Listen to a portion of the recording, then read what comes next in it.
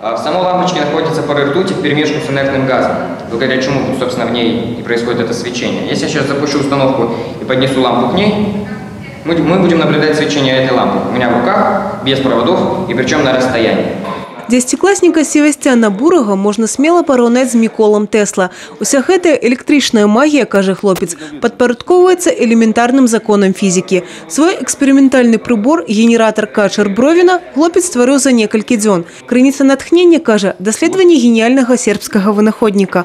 У марах Севастьяна на основе распрацоўкі стварыць беспроводны способ зарадкі приборов. Физикой, наверное, чуть ли не с детства увлекся. Самые первые опыты там, да.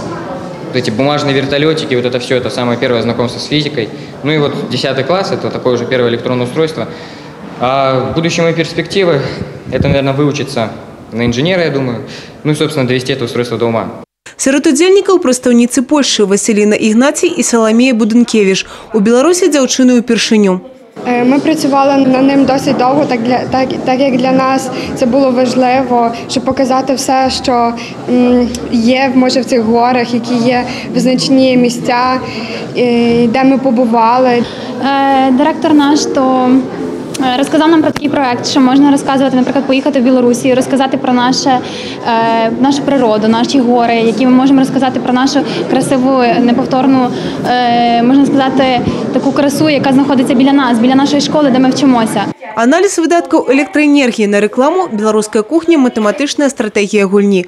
Усяго ў конкурсе 73 навуковыя работы ў 5 секцыях. Арганізатары кажуць, гэта добрая магчымасць не толькі праявіць сябе, але і завязаць новыя знаёмствы. Это как раз и направлено на то, что именно в раннем возрасте, когда человек учится в школе, он уже как-то себя проявил.